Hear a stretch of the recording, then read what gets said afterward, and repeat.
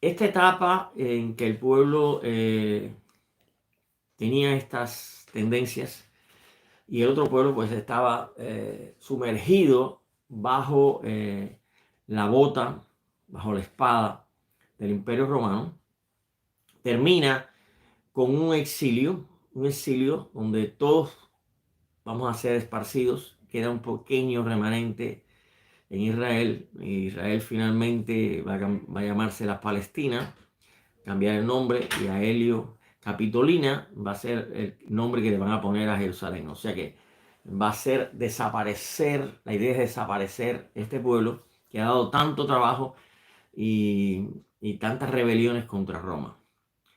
Lo que va a suceder es que cuando nuestro pueblo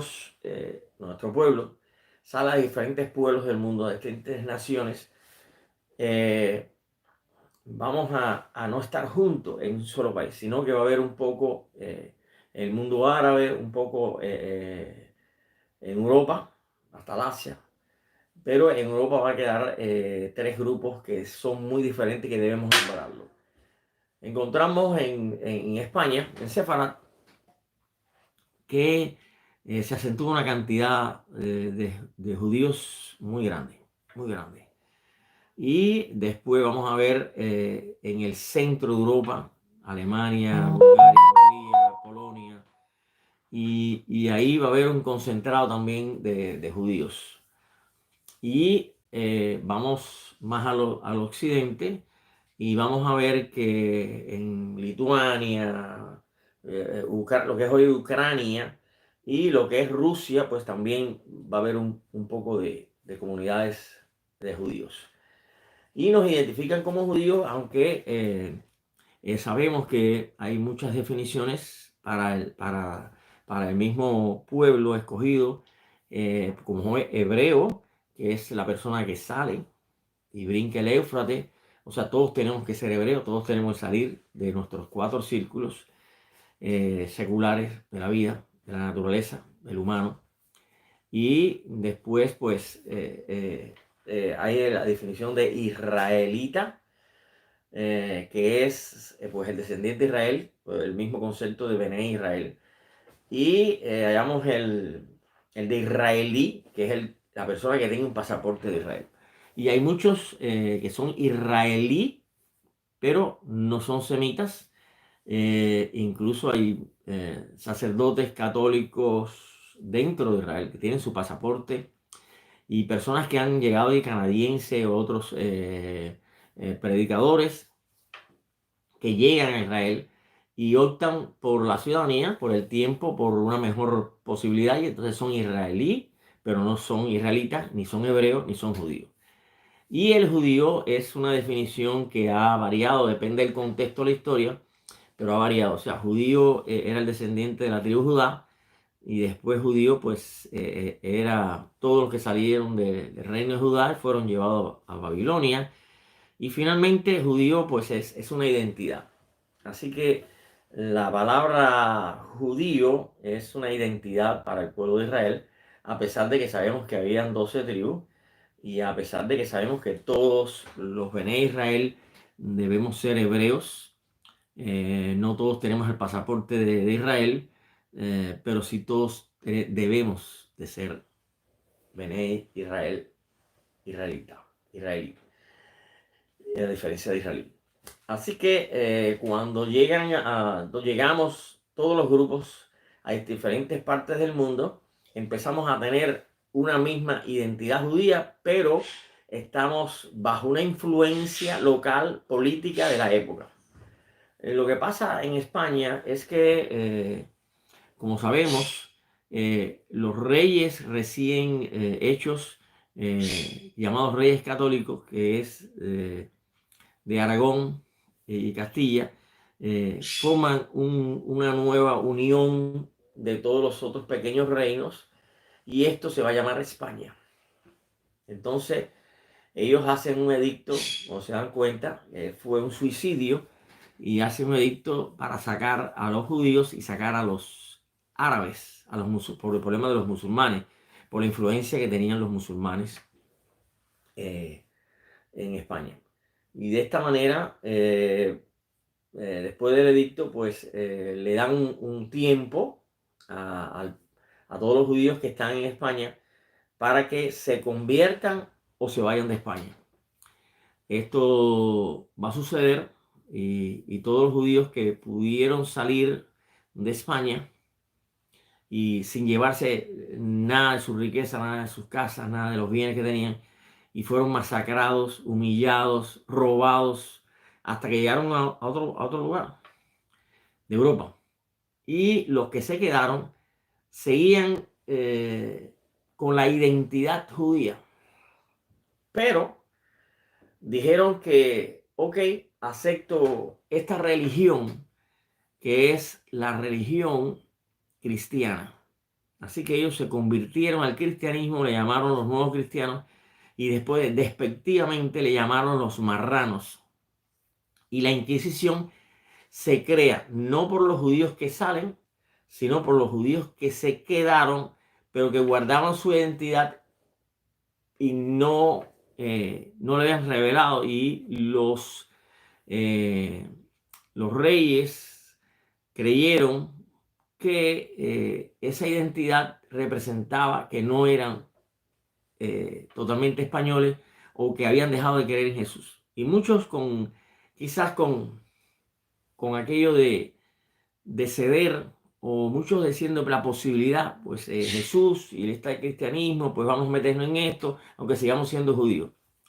Pero el hecho de tener la identidad le costó la vida, ser quemados a muchos de estos judíos.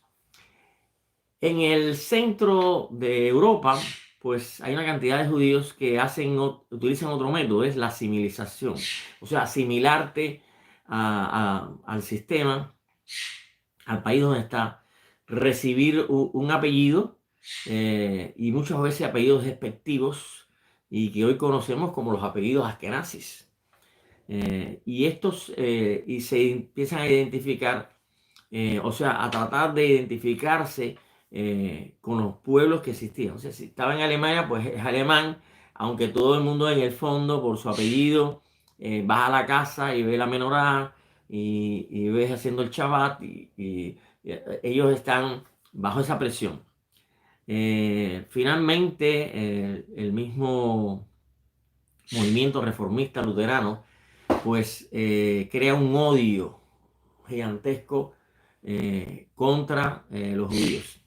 Y aún así, más los judíos, pues entonces hicieron un movimiento que se llama reformista.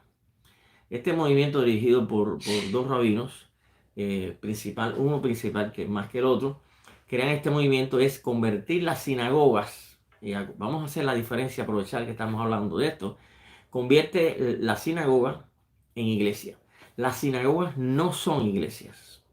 La sinagoga es un lugar de reunión para el estudio de la Torá, donde el rabino explica los misbot y donde toda la comunidad viene a reunirse, a traer sus problemas, a traer su bendición del casamiento o muchos acontecimientos que se hacen en nuestras tradiciones que está traído por la Torá. Así que debemos separar que la sinagoga es un lugar de alabanza como un lugar de iglesia. Lo veo en muchos grupos llamados mesiánicos que tienen esta liga de iglesia o sea, y puede ser aceptado, pero la sinagoga no es un lugar de alabanza ni de culto. Entonces estos reformistas alemanes, judíos alemanes, idean hacer una sinagoga, pero la sinagoga se parezca a la iglesia. O sea, tiene banco, tiene púlpito y tiene cánticos, tiene poesías, incluso el traje del rabino, pues es un traje que tal pareciera un cura, vestido de negro, con una gorra que no es una equipada, que no tiene nada que ver con Israel. O sea, no tenía nada que ver con Israel. Pero el movimiento nazi tenía un empeño central y es la destrucción del pueblo de Israel. No solo el movimiento nazi, muchos movimientos en el mundo tienen aún la destrucción del pueblo de Israel, la destrucción de la genética. del código genético de Israel. Y por eso vamos a ver que en Nuremberg se crean una serie de códigos para determinar quién es judío. O sea, el judío no es una raza, es una etnia que tiene un código genético. Y eso tiene que estar muy claro. El llamado que nos hace Hashem es a través de un código y, y a través de un llamado. Esas dos cosas. Un código y un llamado.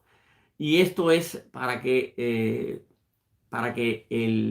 recibamos el llamado de ser Bene Israel junto con la chispa de Hashem, que es nuestra alma, y de lo que vamos a hablar al final de este tema.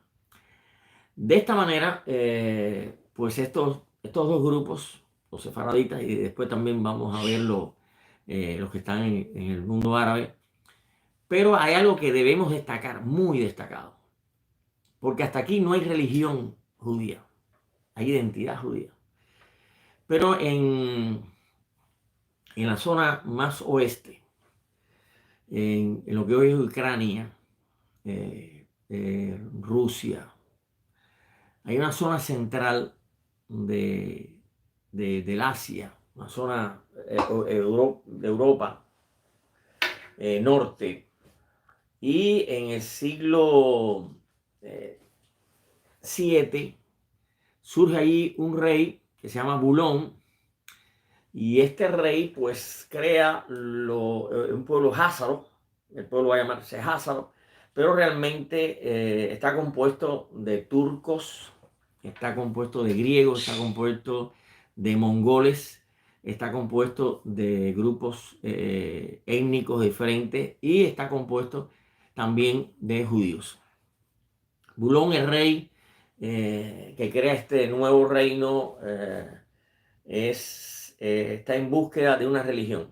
Igual que Constantino cree que el poder militar, el poder también económico y cultural abarca a las personas del reino, pero él concibe que si hubiera otro vínculo más, otro anillo más sobre las creencias de ese reino.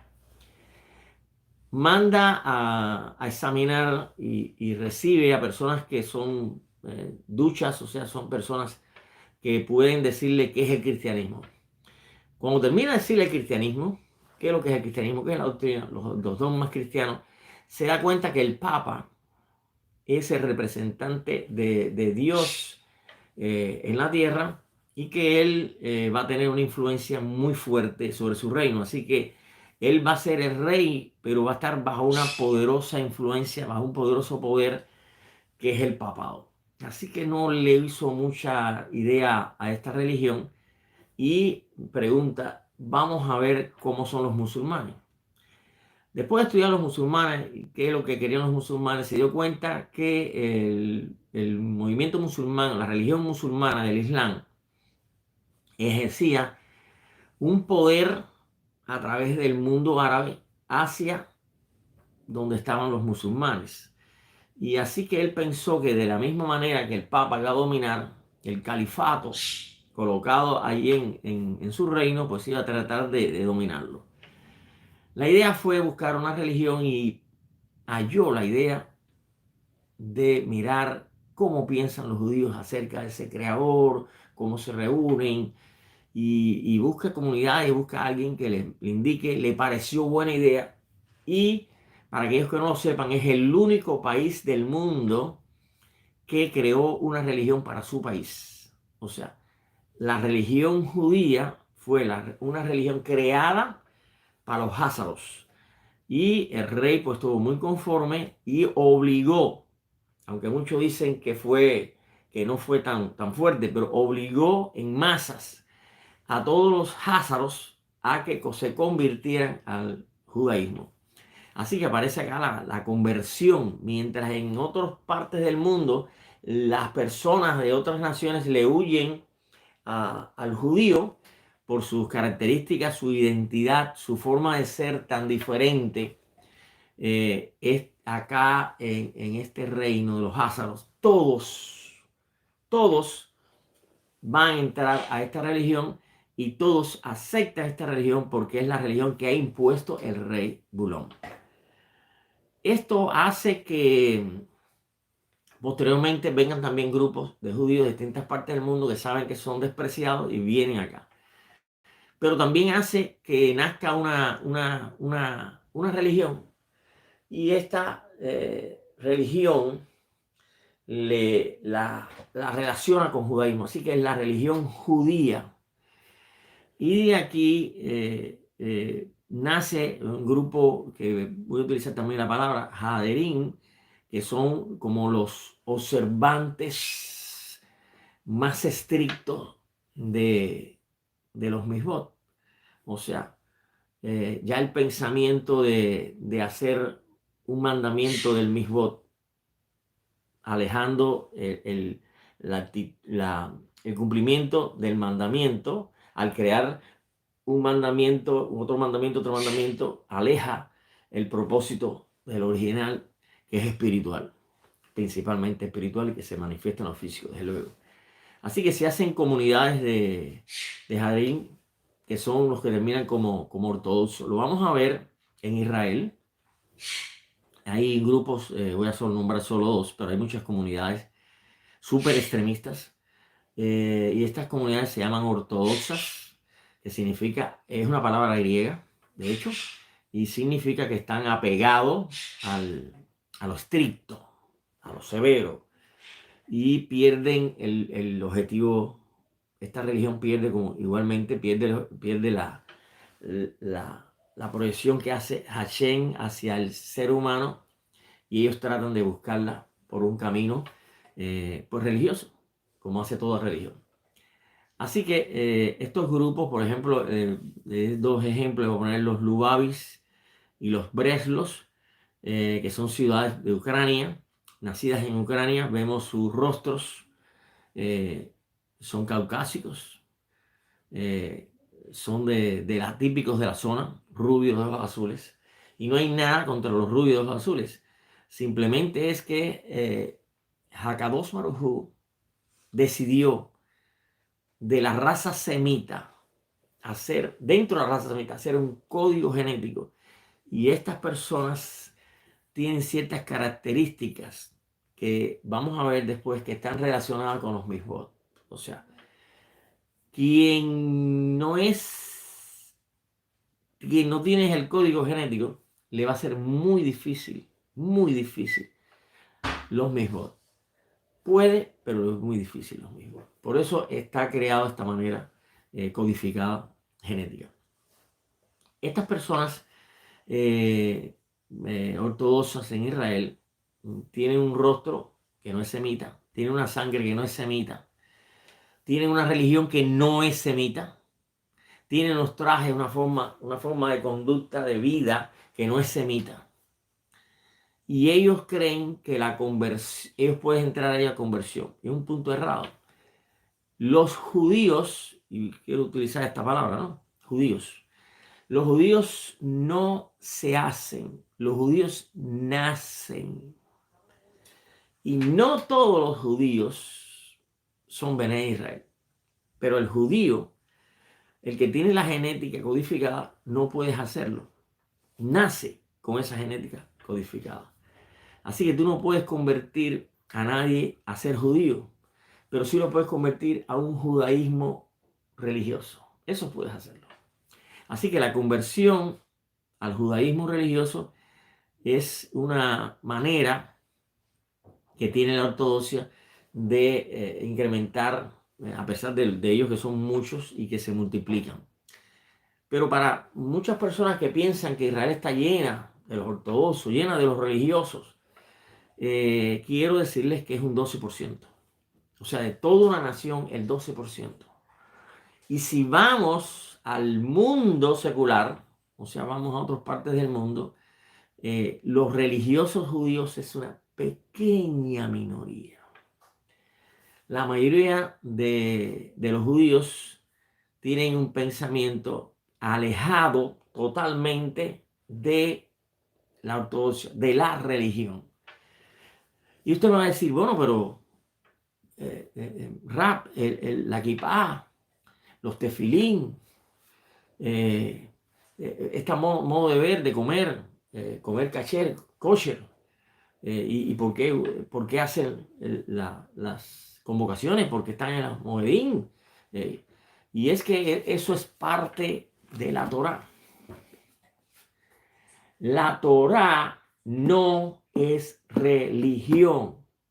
La Torá es un medio para mostrarnos a nosotros el propósito que Hashem tiene con nosotros, con los Benei Israel. Así que existen muchas variantes de ese judaísmo religioso ortodoxo, y después que se forma en Alemania el reformismo.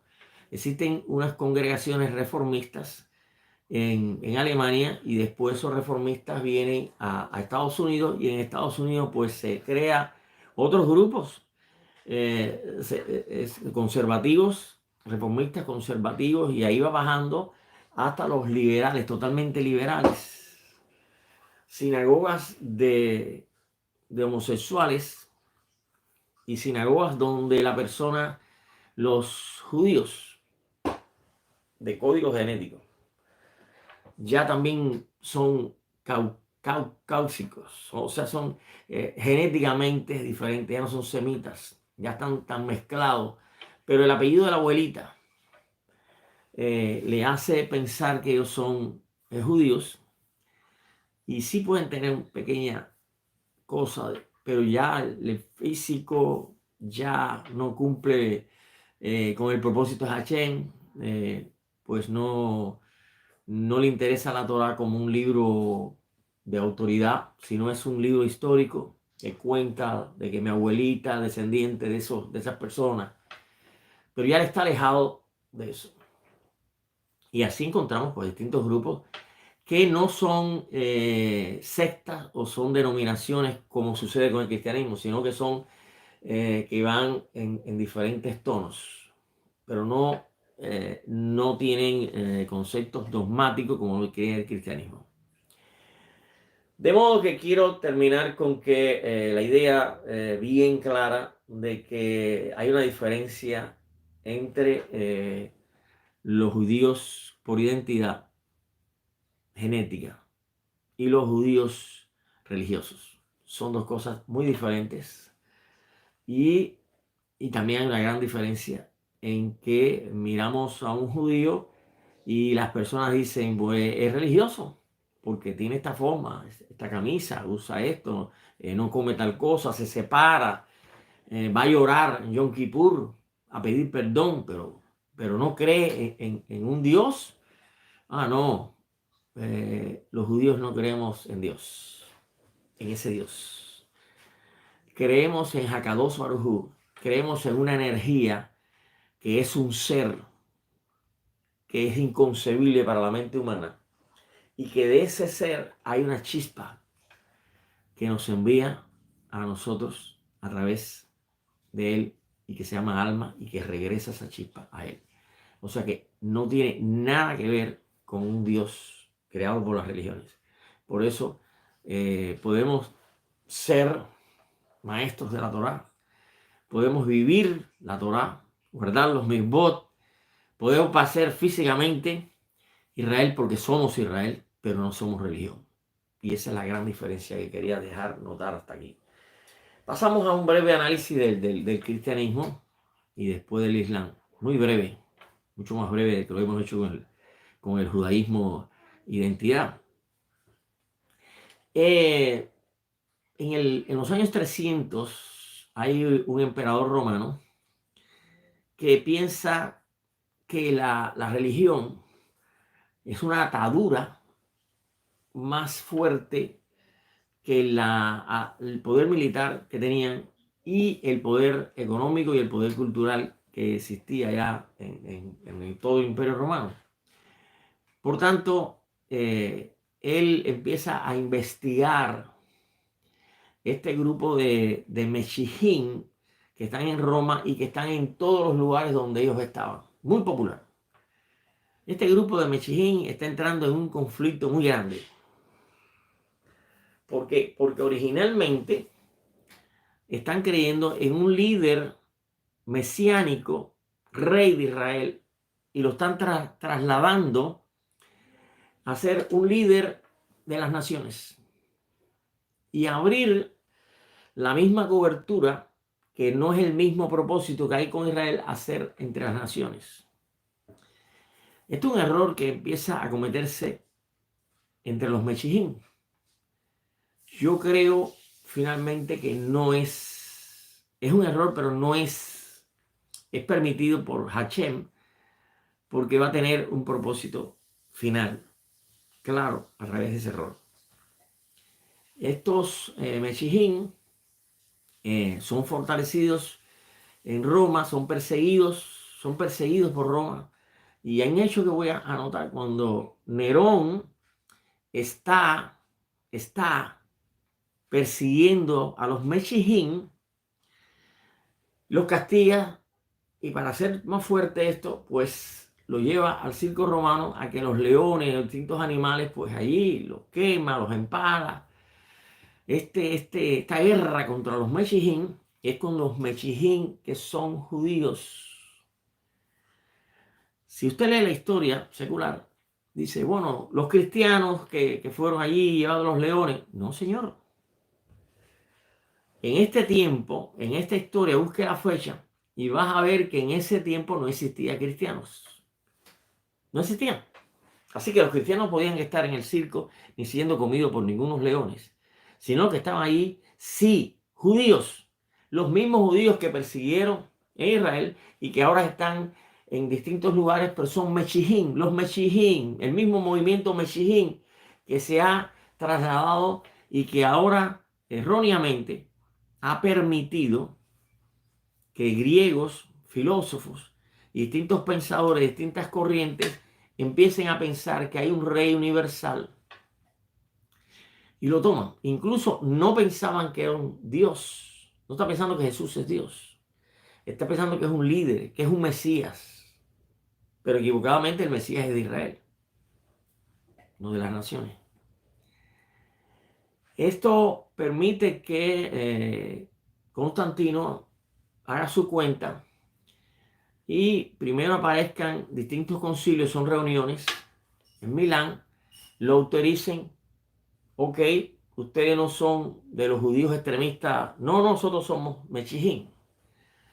Y estos empiezan a pagar sus impuestos y pueden reunirse, pueden hacer sus reuniones, sus estudios, recién medio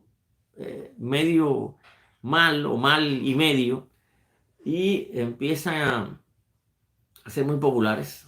Es una manera nueva, de un pensamiento nuevo, diferente a todo el paganismo que existía en toda Europa en ese momento. Así que Constantino realiza una reunión que se llama el Concilio de Nicea en el 325 y reúne allí una serie de personas líderes de este movimiento de origen griego, de distintas naciones, que vayan a esta reunión y expongan qué es su pensamiento. Ellos van a exponerlo y Constantino está en su mente pensando, voy a hacer una religión para este imperio.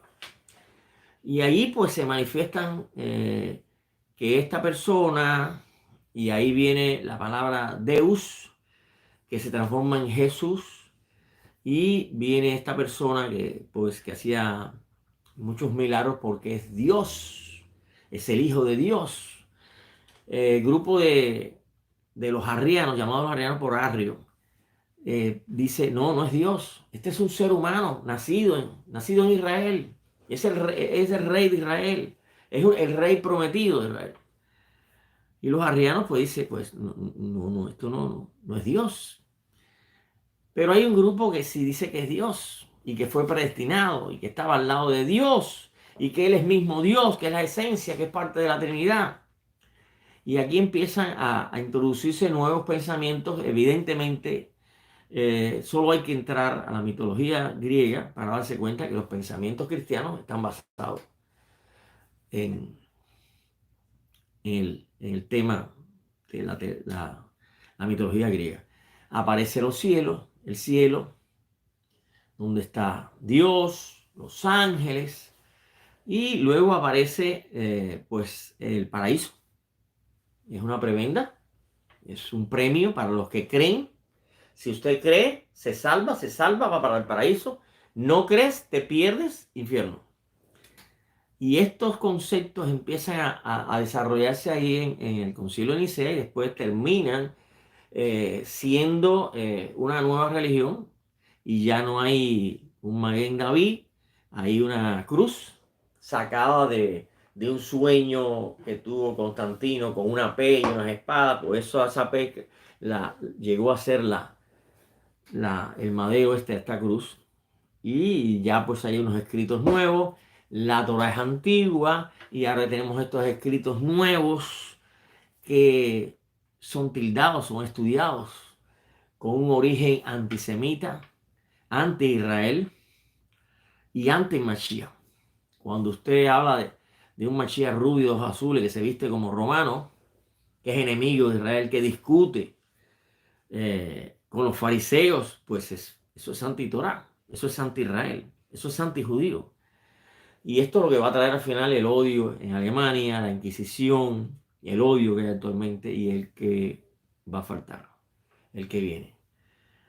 De esta manera, el cristianismo ha llegado a tener en este momento 3.000 y tantos grupos, ya que la Iglesia Católica Romana después recibe una lluvia de los protestantes, o sea, de personas que eran católicos porque ahora van a protestar y se van a salir del catolicismo.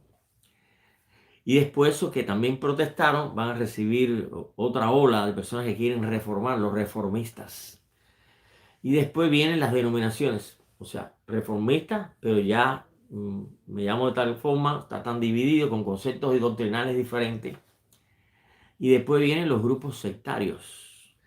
Y casi todo este movimiento denominacional se desarrolla en Estados Unidos, donde hay una multiplicidad de conceptos religiosos.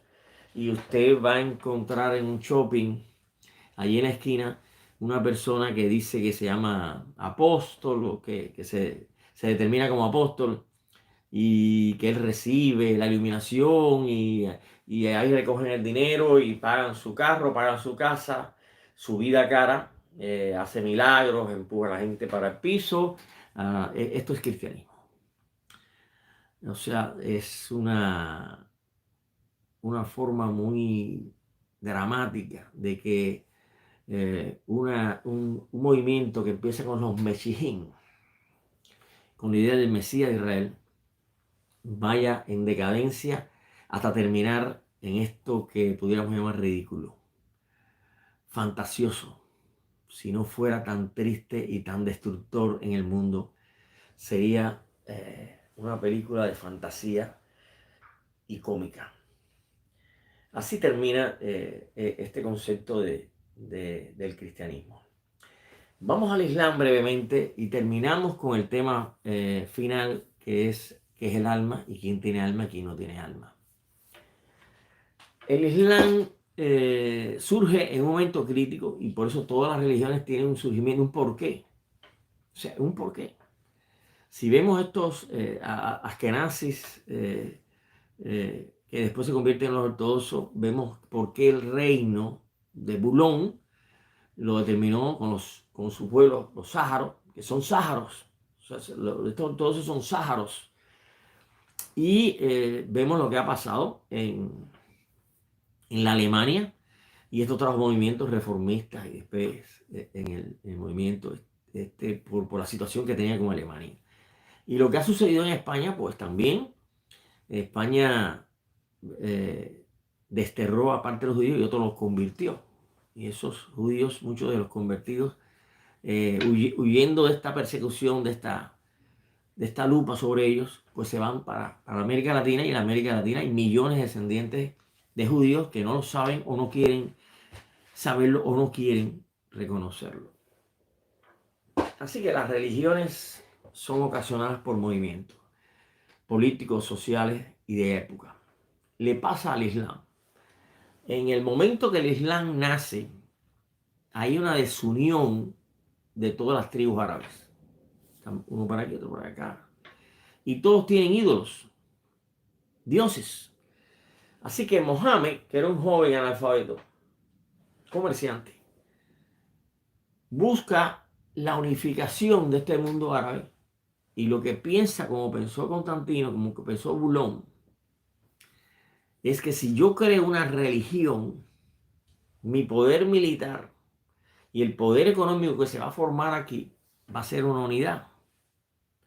Y efectivamente hace una reunión de todas estas tribus y explica que hay un solo Elohim. Y aquí se identifica con Israel. Se identifica con Israel diciendo, nosotros somos parte de ese Israel, somos los primos y vamos a hacer la misma liga, la misma reunión, la misma forma, pero aquí en el mundo árabe, con mejor visión, con mejor propósito. Y esto pues crea este pensamiento del Islam, crea que Allah es el Elohim, que Él es el profeta, y reconociendo que Jesús, que es el Dios de los cristianos, pues también fue un profeta, pero Él es el profeta. Así que Mohammed reúne este grupo, pero vemos que detrás del movimiento del Islam surgen, bueno, están los musulmanes, que significa sometido, y vemos que toma patrones del cristianismo, infierno, paraíso, y de la misma manera, y una conversión fuerte. Si no te conviertes, eres enemigo, eres anatema pues digno de muerte. Y de esta manera, pues también el Islam termina dividido en tres grupos. Digamos los chiitas y los suníes. Y vemos en los chiitas el ayatollah, que es el máximo líder. Y vemos en los chiitas, pues en los suníes, pues también los califatos. Y es una religión típica que ya se sale del borde del mundo árabe y se es musulmán por conversión, por sumisión, por eso es musulmán, someterse, y tiene pues todas las características de las religiones. Ahora, ya he explicado esta breve introducción sobre las religiones, las tres religiones, y quiero exponer que lo que Hashem nos envía no tiene nada que ver con religión, pero eso que nos envía es la Torá, y de la Torá salen estas tres religiones, o sea, del concepto Torá salen las religiones. Lo que Hashem nos muestra es la realidad. La ciencia no va a llegar a la realidad. El hombre secular que no le interesa si hay fuego, si el mundo se va a explotar. No, él es comamos y bebamos, mañana moriremos. Y el religioso está sumido en sus propias doctrinas, en sus propios fundamentos, sus propias escatologías, su profecía. Así que lo que Hashem nos habla en la Torah, en esa parte profunda de la Torah tiene 4 niveles de interpretación. En la parte más profunda hallamos conceptos muy fuertes acerca de la vida, la realidad. Tenemos un sexto sentido, hay un plano espiritual sobre el plano físico que vivimos, hay distintas dimensiones y todo eso se encuentra en la Torah, que la religión no lo puede ver o lo distorsiona o lo trata levemente. El tema que vamos a comenzar, solo con una introducción en este primer encuentro, es qué es el alma. Para la ciencia y para la Torah, desde luego, la Torah sin la ciencia, dice que el cuerpo humano está compuesto de distintos órganos que se alimentan de sangre, distintos líquidos, funcionan a través de una energía y el cuerpo físico con energía hace que tengamos una vida. Y esas dos uniones hacen que nosotros tengamos un pensamiento, una personalidad, una conciencia. Amamos, odiamos, recordamos, tenemos memoria fotográfica en colores de todo lo que vemos. Soñamos en colores.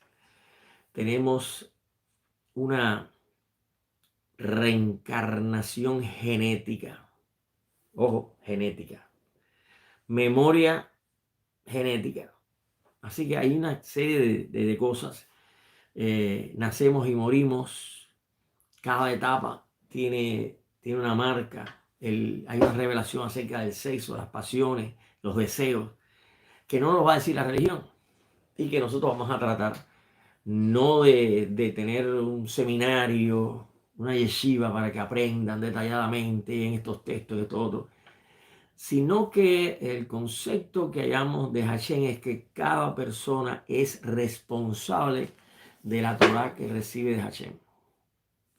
Cada persona es responsable de la Torah. Evidentemente, habemos rabinos para enseñar esa Torah. Pero lo que usted recibe realmente es lo que usted busca y recibe. Busca usted y recibe de usted mismo. El rabino le puede enseñar, le diga la guía. Y esto es lo que estamos haciendo. O sea, estamos mostrando ciertos aspectos de esta cantidad de información tremenda. Comenzamos con el alma. Había dicho que el cuerpo se llama guf en hebreo. Y la energía, que es electricidad. Tenemos electricidad. El cuerpo puede encender bombillos. El cuerpo tiene, podemos medir la electricidad. Y esa es la que mueve el corazón. Y el corazón envía la sangre y la sangre llega a distintos órganos. Los órganos en sí mismos son un central mismo. Ellos son un equipo de trabajo para esto, un equipo de trabajo para otras cosas. Y esto hace que seamos una vida. Y esta vida tiene, al tener cuerpo y energía, esta vida tiene una nefesh. Así que esa nefesh es cuando se reúnen estas dos cosas y podemos tener conciencia, subconsciencia, podemos tener personalidad, amamos, odiamos, despreciamos, todas estas cosas que tenemos. Esto, cuando morimos, estos elementos desaparecen. El primero que desaparece es la energía. La energía sostiene el cuerpo. El cuerpo son órganos, pero no está vivo. Está vivo si tiene energía. Así que cuando la energía falla, ¿por qué falla? Porque estos elementos que están aquí adentro del hígado, del corazón, empiezan a fallar y la energía, aunque le dé energía, ellos están fallando. Así que mueren el cuerpo, la energía desaparece y ese pensamiento, esa personalidad que teníamos, se desvanece, deja de ser como unos elementos. Si yo tengo una copa con agua y la copa con agua pues es algo de beber, se rompe el vidrio, el agua se derrama, ya no puedo beber. Así que son dos elementos que se unen y forman un tercero. Ahora Hashem, Akadosh Baruj Hu, dice que Él nos da una chispa. Esa chispa no está repartida para todas las personas. ¿Por qué? Porque la chispa tiene un propósito.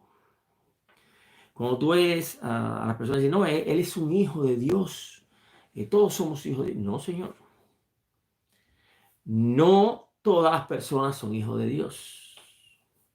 No todas las personas son buenas. No todas las personas son malas. Así que cuando una persona que tiene energía, vida y personalidad, conciencia, muere, terminó sus días, terminó su tiempo. No existirá más. Los hijos heredarán de él y de su mamá una genética. Heredarán costumbres, se formarán, pero esa persona, ese desaparece. La chispa hace permanecer esto. Porque cuando estas cosas se van, la Neshama, no la Nefes, la Neshama, que es la chispa de Hashem que dio, recibió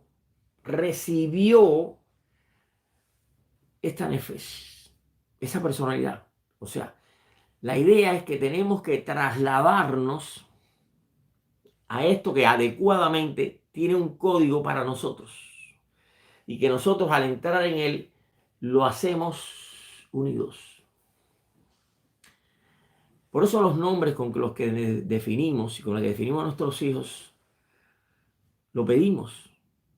Pedimos que se nos revelen los nombres, porque ese nombre que le vamos a poner a este cuerpo con vida y conciencia, no es esto, es esto. O sea, es la chispa de Hashem. La chispa de Hashem es una esencia. Y vamos a aprender que el que no tenga chispa de Hashem no tiene comunicación con Hashem. Comunicación. Digo, estoy hablando de celulares, estoy hablando de móviles que oye y habla. No estamos hablando de que la persona pida. No tiene alma, pero él pide. Hakadosh Baruj Hu, en su inmensa misericordia, resuelve ese problema. Pero comunicación de hablar, solo los que tienen la chispa de Hashem. Esta chispa es eterna. Esta chispa es una energía con la cual tú te vas a unir y en la cual vamos a seguir desarrollando el próximo estudio. Vamos a seguir desarrollando esta Neshama. Así que los invito a mostrarles este camino de estos encuentros y que tengamos después final un encuentro cada uno y podamos aprender más de estas cosas tan buenas, tan profundas, tan misteriosas porque los que van a buscar hablar de alma, de muerte, más allá, pues se han dedicado las religiones a distorsionar y los científicos hasta que no prueben que hay una muerte, una existencia espiritual, pues, y no creo que van a lograr eso por números, por cálculos, por investigaciones. Así que esperemos que lleguemos ahí y lleguemos con esta conclusión. Los Bené Israel, los judíos, finalmente, no requerimos de salvación. Porque nosotros recibimos la chispa de Hashem predestinada para la eternidad. Así que esa es la gran diferencia. Y los religiosos no debían necesitar salvación porque no tienen salvación. Tienen vida, muerte, fin. Muchas personas pues tienen el temor arraigado a la vida, no quieren ponerse viejos, no quieren tener ser decrépitos y entonces pues dice, vamos a buscar la religión aquí, cuál es y qué hay que hacer, que hay que darle dinero al pastor o musulmán o qué hago acá para yo después de la muerte. El consejo, no pierdas tiempo, estás perdiendo tiempo o dinero. Vive. Eso es normal, vive, es normal. Y para ti que tienes y en otro estudio vamos a hablar de esto, para ti que tienes la conciencia interna de que tienes una Neshama, tienes que trasladarte a esa Neshama. Los misbot y la elevación espiritual es lo que va a hacerte entrar a Neshama. Si no haces eso, al final vas a entrar, pero te vas a pasar un poco más de trabajo. Baruch Hashem, por haberme escuchado, por haber venido en estos temas, que es de la Torah profunda, y que permita que también le traigan bendiciones. Cuando estudiamos la Torah con profundidad, recibimos bendiciones de todo tipo, Y es también un tema que vamos a hablar y a desarrollar. Así que Shalom Alejem, Javerín, los esperamos otra vez nuevamente en otro encuentro más y ahí pues desarrollamos vamos a tratar de desarrollar un tema en cada pequeña conferencia, estar con ustedes. Así que les deseo a ustedes pues una gran verajot de Hashem. Que Hashem los bendiga, los guarda y que Él haga resplandecer su rostro sobre ustedes. Shalom para ustedes y sus esposas y sus hijos. Shalom Alejem.